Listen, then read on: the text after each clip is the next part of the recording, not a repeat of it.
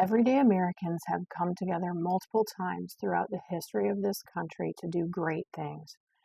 We started off doing great things with average Americans in winning our independence from England. And then we kept this country together throughout the Civil War. And in the 1900s, Americans from all walks of life and diverse groups came together in the labor movement to make major advances for the working Americans and growing the middle class. The American labor movement was born out of the brutal working conditions that existed in the late 1800s and early 1900s. You might hear a certain politician refer to this time period as the time period that was the best for America, that the Americans had never been wealthier before or since. And that may be true for the wealthy class, but this time period was a disaster for the working class. Pretty much all of the benefits of, financial decisions, economic decisions, policies at that time went to the wealthy class, and workers were exploited. Now, one of the eye-opening publications of the time was Upton Sinclair's book, The Jungle. And he wrote this book, and it was about the meatpacking industry in Chicago. And it was a tell-all. It told about the long hours, the unsanitary conditions, the unsafe conditions, how the immigrants who worked in the meatpacking plants were just relentlessly exploited. This novel completely shocked the country, and it led to a lot of public uproar about not only the working conditions and the sanitariness of the meatpacking industry, but also the safety of our food. And so we got food safety rules out of this before we got, workplace safety rules out of this. And Upton Sinclair, he had a famous quote. He said, "I aimed at the public's heart, and by accident, I hit it in the stomach." Basically, he was trying to get the American public to care about workers, but the disgusting nature of the book actually appealed to their selfishness, and they cared about what they were putting in their body because our food was unsanitary. After Upton Sinclair's book, some definite attention started getting paid to workplace safety, workplace conditions, working hours, that kind of thing here in the U.S. And in 1911, there was a significant workplace disaster in New York. And you can look it up and you can, read about it. You can watch videos on YouTube, but it was the Triangle Shirtwaist Factory. And the Triangle Shirtwaist Factory was basically a garment factory. The people who worked there were almost all women. A lot of them were young girls, teenagers. And what happened was somehow a fire broke out at one of the upper stories. So this was a multi-story building in New York. And the bosses had locked the doors from the outside to prevent the workers from going out to take breaks. There might have been a couple elevators. I think one of them was able to make a couple trips to get people down, but it broke. The fire escapes were not sturdy enough for the people to use them to get out, and they literally fell off the building. And so these girls, a lot of them were, jumping to their death to escape the flames. And at the time, firefighting equipment was not able to reach the height of the floor where the fire was. And so the fire department was not able to even really fight the fire. So many of the young girls, 146 women, died in this industrial fire in this sewing factory. So this really was one of the key kind of events that led the public to really start pushing for safety laws. So this one, specifically was for fire code safety regulations. And then in the 1930s, you had another major disaster. It's referred to as the Hawks Nest disaster. And this was a silica project. They say it's a silica mining project, but it was a tunnel that was to be built through a mountain in West Virginia. And so, in order to do that, they were blasting through the mountain with explosives, and then they hired people to go in and clean up the debris and carry it out in carts and wheelbarrows and that. And they hired young kids, and this was in the 1930s. So there were a lot of poor people that really needed work because of the Great Depression. And so what happened though is the earth material that was being blasted had a very high silica content. Silica, we know, can cause silicosis, which is similar to asbestosis, but it's caused by, tiny silica crystals building up in your lungs. And so it is estimated that over 1,500 workers died from acute silicosis. And what that means is acute silicosis means you die within a couple of years of being exposed to this. And most of them were African American or poor, who really just needed work and to make money because there were no opportunities because of the Great Depression. A few other workplace safety incidents that supported the workplace safety movement and the labor movement. The Pemberton Mill collapse in Lawrence, Massachusetts in 1860.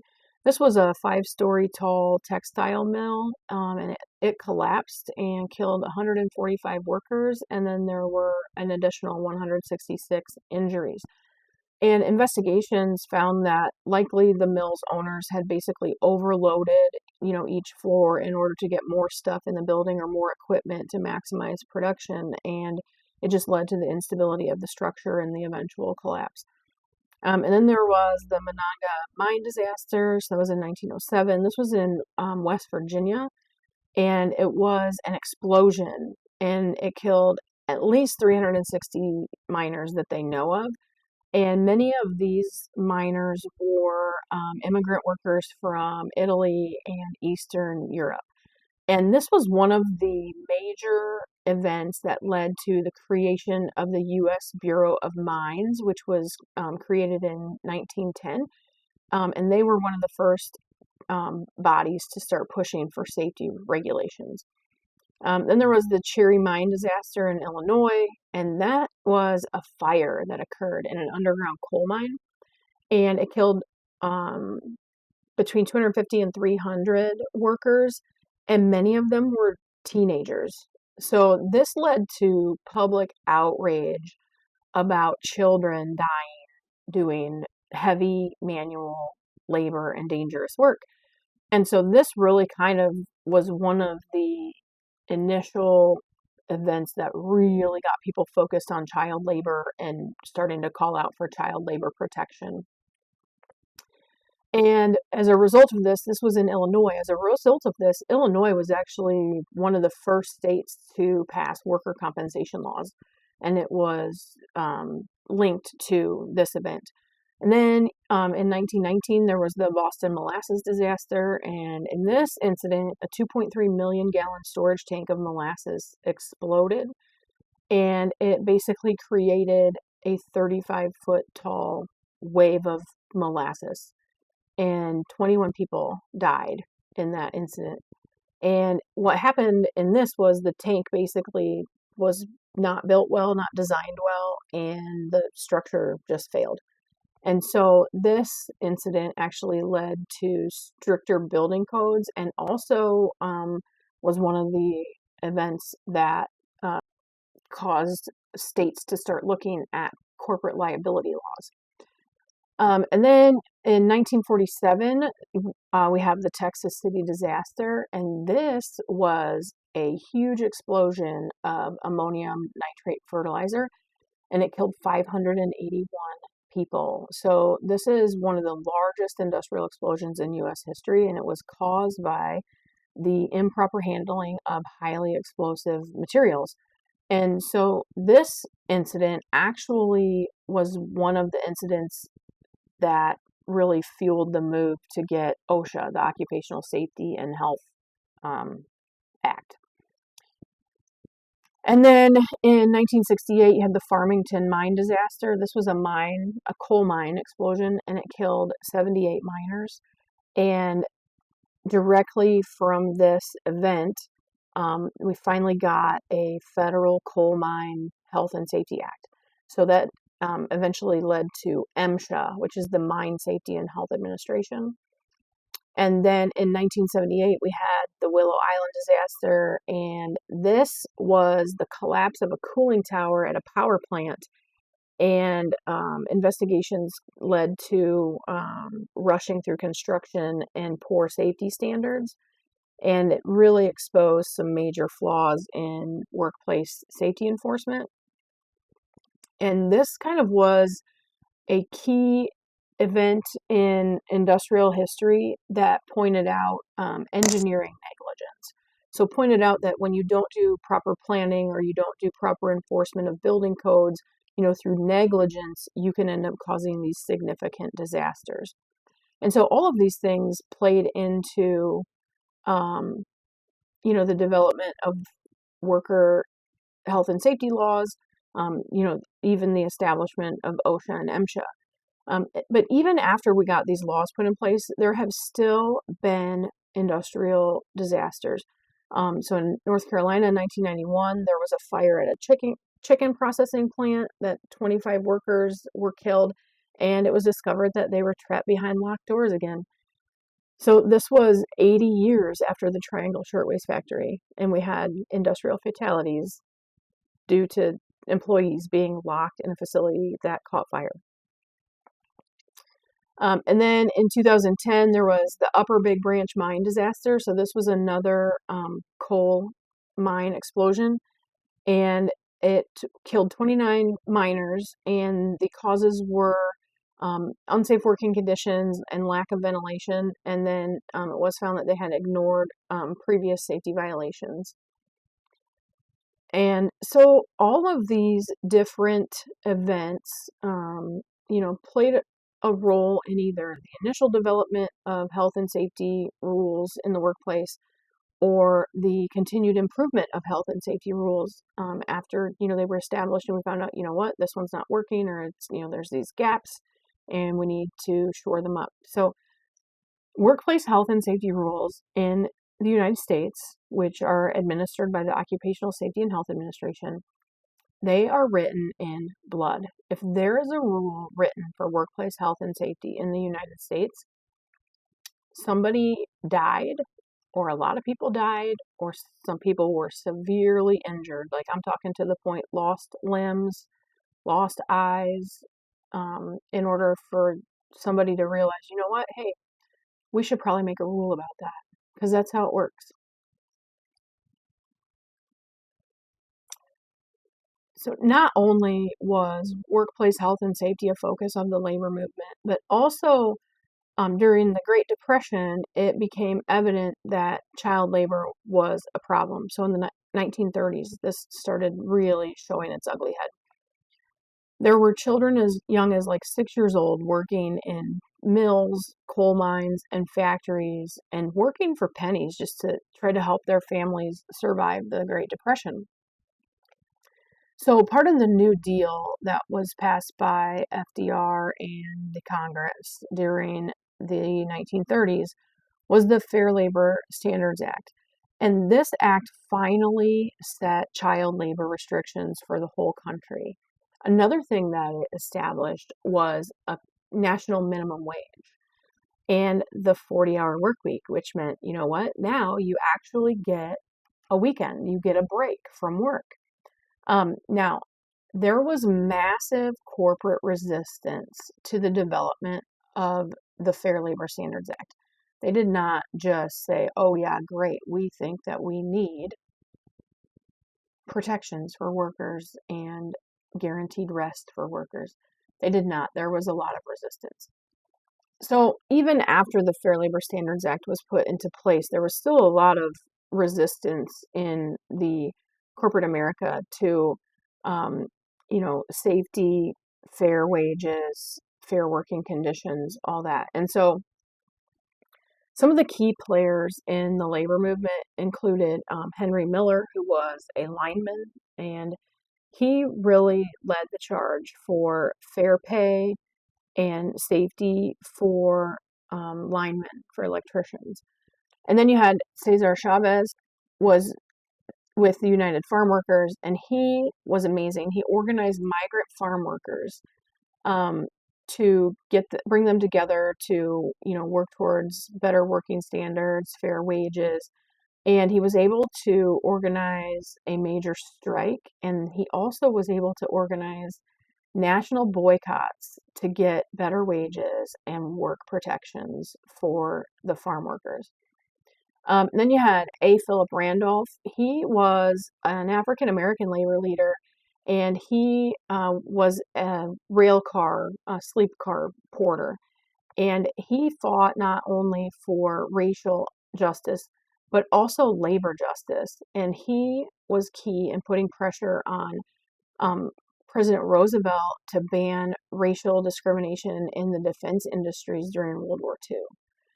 And then you had Mother Jones, who was a fiery union organizer and really focused on child labor laws and minors' rights, and was very vocal about corporate greed and how corporate greed leads to, disaster for the American worker.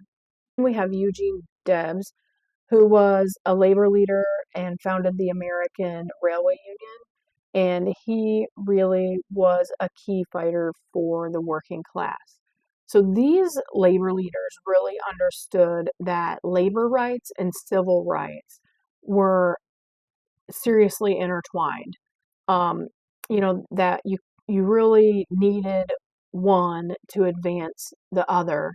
And then they also came together with the women's suffrage movement to help women continue. They won the right to vote in 1920, but it still took a lot of years for women to earn equal opportunity in employment and education and access to credit. And so women and minorities and labor all came together, from the early 1900s to the 1970s to really push to establish fair labor conditions, wages, protections for child workers, and also to build the middle class. It really took all of these groups to come together to advance the cause of everybody, and the middle class, working class American, because these businesses and the wealthy, they had all the resources. They had contacts in government. They had access, to news and print media to spread propaganda. They were not afraid to resort to violence with union busting, um, hiring armed mercenaries or guards or security forces, whatever you want to call it, in order to try to crush this movement for fairness, equality, and safety.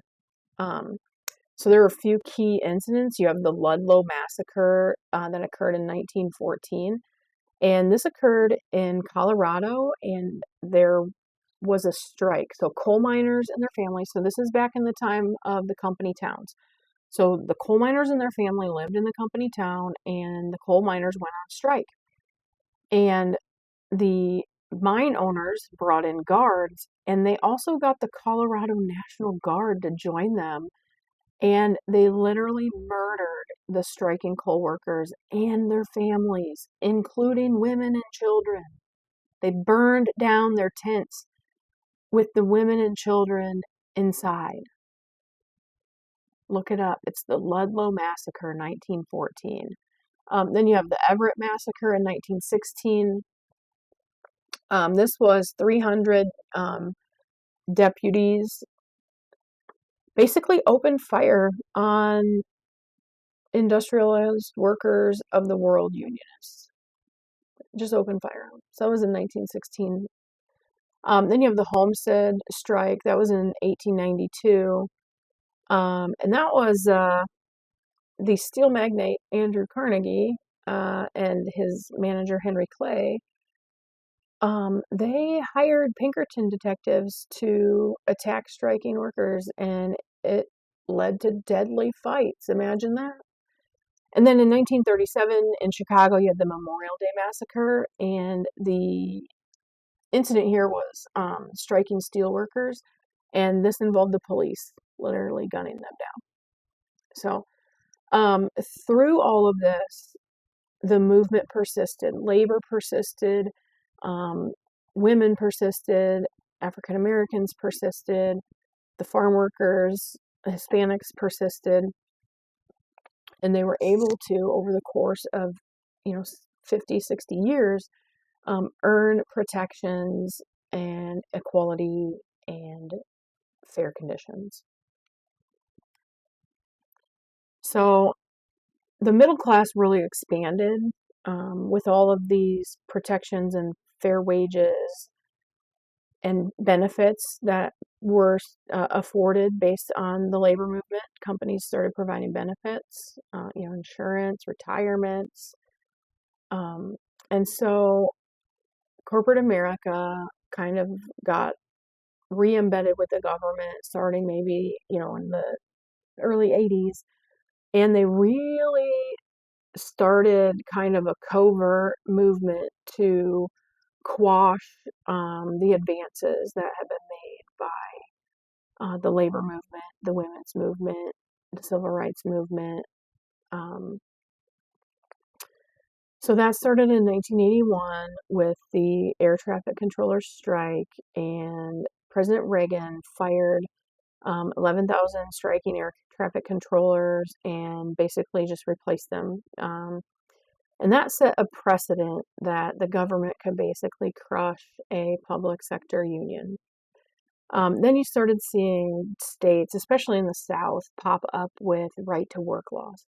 These right to work laws, right to work sounds good, right? Well, really, it's you have the right to work for less, okay? Right to work laws do not really benefit the worker. If you look at the comparable wages, if you work in a right to work state, your average wage is going to be less than if you work in a state that is not right to work. And what these laws do, basically, they weaken the union bargaining position by allowing workers to opt out of joining the union, but then forcing the union to still kind of represent those workers. So it's basically, getting a free ride for the workers that don't join the union.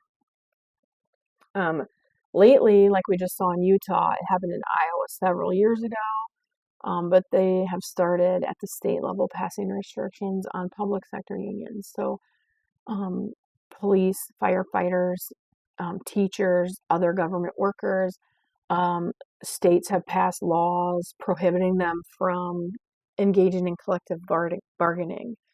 And so it has basically taken away the rights of the workers and the unions to bargain with their employers for better wages, better benefits, better working conditions.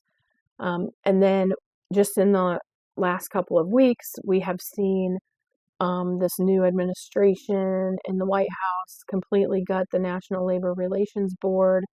We just saw a budget proposal for $4.5 trillion in tax cuts that will all go to people who make $737,000 a year or more. We have seen the elimination of civil rights protections in federal employment for both direct government employment and contract government employment. And then just maybe in the last 2 days, a new edict came out that said federal employees cannot file discrimination charges. So we are watching in real time the complete destruction of 60 years worth of gains for the middle class, for the majority of Americans, for the middle and working class. We're literally talking about like 95% of Americans benefit from all those gains that were made. And in 3 weeks, we literally have watched them evaporate. So this fight, it was far from over. We still have gains to make to keep the middle class strong. And, well, we have to get some of those gains back and then we have to keep going. So I think Americans really need to stop taking everything that you see on social media at face value and do some Google searching and really look at what's being said, not like how it makes you feel, not whether it makes you, angry or fearful, but really look at what's being said and what's being done and do your own research to see, like, how is this going to affect my family? Because the elimination of civil rights protections in employment, if you have a disability, if you're over the age of 40, even if you're in the majority, racial, religion, gender category, you still would benefit from civil rights protection if you're over 40 years old. With those civil rights protections gone, you can be fired because you're 58 years old now. You could be fired because you're pregnant and they don't want to pay you on maternity leave, so they can just fire you before you have the baby. Those are things that were earned with the blood of those that died in the labor and civil rights movements, and they are just being taken away.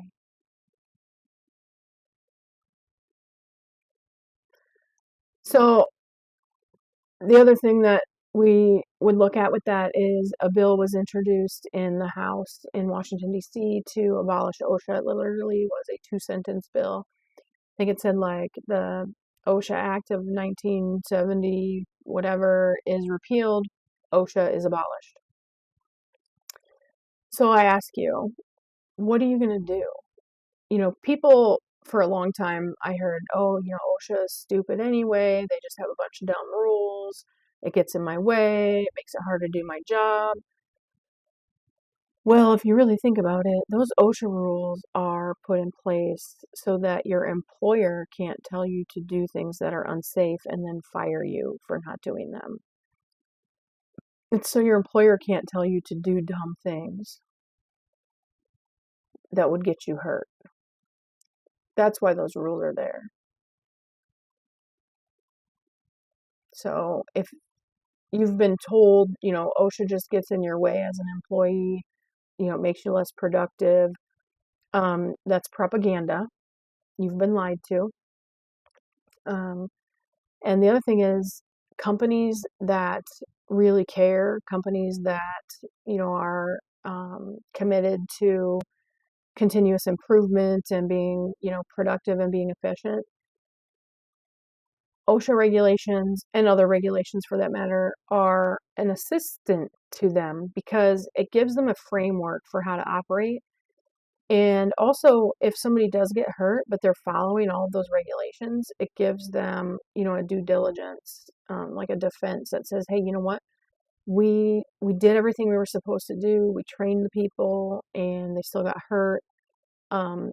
So it also is a way for companies to kind of prove that they are doing the right thing. And also, it can limit their liability, if there is to be an accident. But really, it prevents injuries and deaths in the workplace, which, if there are injuries and deaths in the workplace, you're going to have workers that you're counting on to work that are not going to be able to work, which is going to impact your productivity, which is going to increase your costs. So having a framework of rules, regulations, safety guidelines, that actually can be a benefit.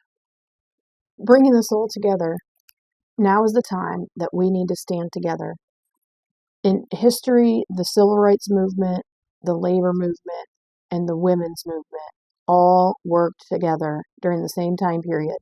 to make great gains for equality, civil rights, employment, getting benefits, getting better pay, getting better working conditions, better working hours, getting the rights to have a weekend, to have time to enjoy to ourselves. But we have got to come together. And the reason this is happening now is because COVID had them running scared. These billionaires, these corporate capitalists, they saw what happened when we all got sent home for COVID and couldn't work and nobody was shopping. Their supply chains got disrupted. They saw their stock market crashing and they went on a full offensive, lining up the government to be in their favor, stacking the deck against us. And then they saw workers striking to earn better pay, better benefits, better working conditions from 2021 until now. And they don't like it. And they know that there are more of us than there are of them.